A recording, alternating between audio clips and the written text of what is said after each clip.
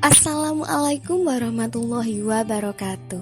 Halo teman-teman semuanya, kami dari kelompok 10 yang beranggotakan Siti Intas Sahayani, Luluul Maknun, Janita Indah Rahayu, dan Muhammad Nasir. Di sini kami akan menjelaskan mengenai materi analisis kredit atau loan analisis. Yang pertama kita ke pengertiannya terlebih dahulu.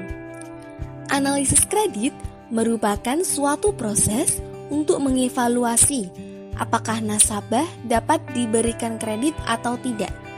Maka, analisis kredit merupakan suatu kegiatan pemeriksaan, penelitian, dan analisa terhadap kelengkapan, keabsahan, dan kelayakan berkas atau surat atau data pemohon kredit calon debitur hingga dikeluarkannya surat keputusan apakah kredit tersebut diterima atau ditolak. Karena pemberian kredit ini mengandung resiko, untuk itu perlu dinilai atas dasar syarat-syarat bank teknis yang dikenal dengan 5C. Kemudian yang kedua, fungsi analisis kredit. Kegiatan analisis kredit memiliki arti penting bagi bank, karena bank akan memiliki jaminan yang memadai selama kredit diberikan. Fungsi analisis tersebut adalah yang pertama, sebagai dasar bagi bank dalam menentukan tingkat suku bunga kredit dan jaminan yang diisyaratkan untuk dipenuhi nasabah.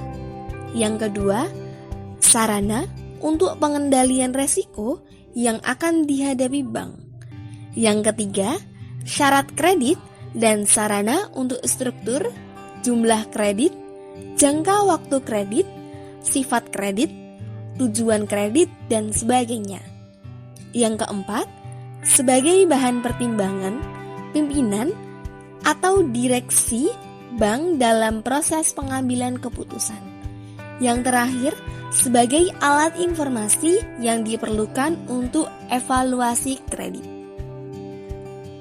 Baik, selanjutnya yaitu terkait syarat-syarat bank teknis. Dalam menilai atau menganalisis suatu permohonan kredit, perlu dibahas berbagai aspek yang menyangkut keadaan usaha permohonan kredit. Pembahasan ini pada dasarnya adalah untuk meneliti apakah pemohon memenuhi prinsip 5C atau tidak, dan kemudian menjadi pertimbangan bank untuk menentukan kelayakan pemohon kredit memperoleh kredit atau tidak. Dengan perkataan lain, apakah pemohon kredit tersebut eligible dalam artian kata kredit diberikan nantinya, maka usahanya akan berkembang baik dan mampu mengembalikan kredit, baik pokok maupun bunga dalam jangka waktu yang wajar atau sebaliknya. Pemberian kredit mengandung tingkat resiko atau degree of risk tertentu untuk menghindari maupun untuk memperkecil resiko kredit yang mungkin terjadi. Maka permohonan kredit harus dinilai oleh bank atas dasar syarat-syarat bank teknis yang terkenal dengan 5C. Yang pertama yaitu ada karakter. Karakter adalah keadaan watak dari nasabah, baik dalam kehidupan pribadi maupun dalam lingkungan usaha. Kegunaan dari penilaian terhadap karakter ini adalah untuk mengetahui sampai sejauh mana kemauan nasabah untuk memenuhi kewajibannya sesuai dengan perjanjian yang telah ditetapkan. Yang kedua yaitu ada kapasitas. Kapasitas adalah jumlah dana atau modal sendiri yang dimiliki oleh calon nasabah. Yang mana semakin besar modal sendiri dalam perusahaan, tentu semakin tinggi kesungguhan calon nasabah dalam menjalankan usahanya, dan bank akan merasa lebih yakin dalam memberikan kredit. Yang ketiga yaitu ada kapital.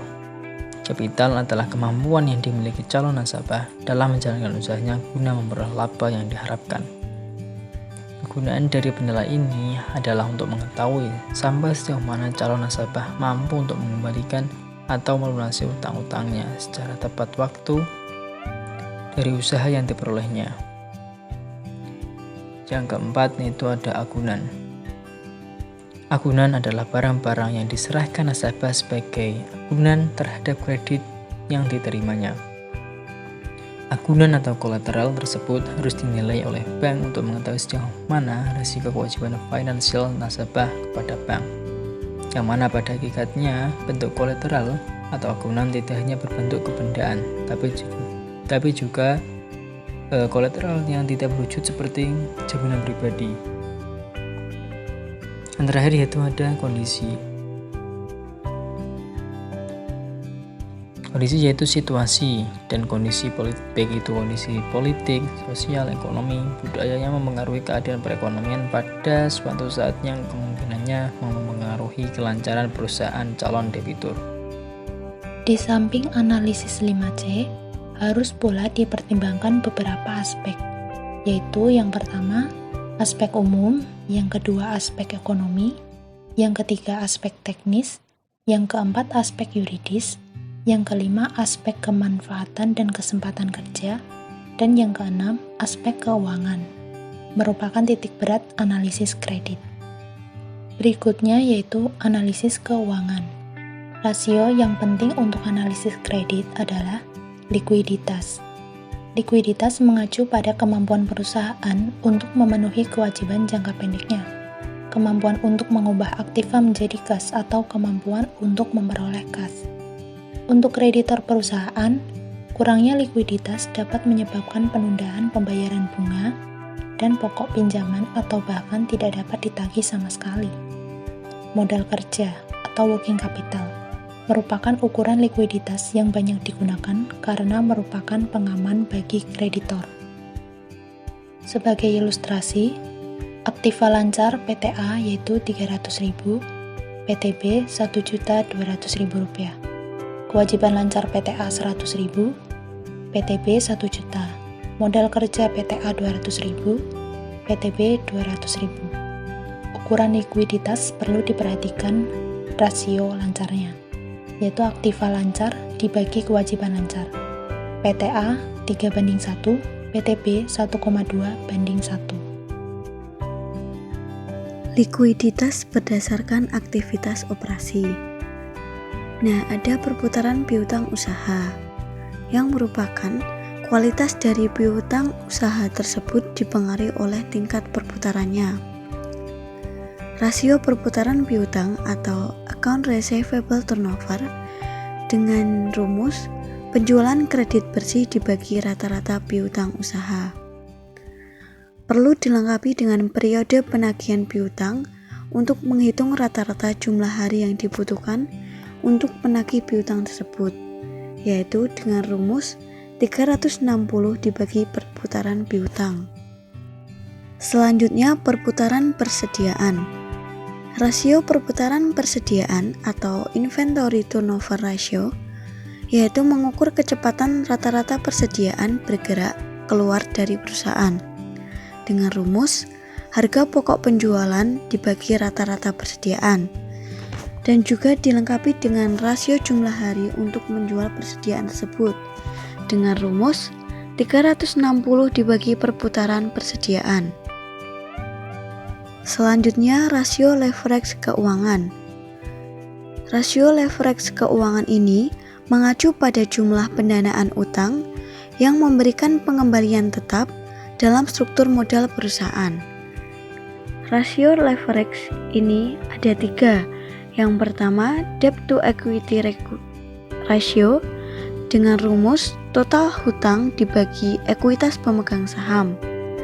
Yang kedua, long term debt to equity ratio dengan rumus utang jangka panjang dibagi ekuitas pemegang saham. Dan yang terakhir ada current liabilities to equity ratio dengan rumus utang jangka pendek dibagi ekuitas pemegang saham. Baik, mungkin hanya itu yang dapat kelompok kami sampaikan. Jika ada kata yang mungkin kurang berkenan dan kurang sopan, kami dari kelompok 10 mohon maaf yang sebesar-besarnya. Kami dari kelompok 10 undur pamit. Terima kasih. Wassalamualaikum warahmatullahi wabarakatuh.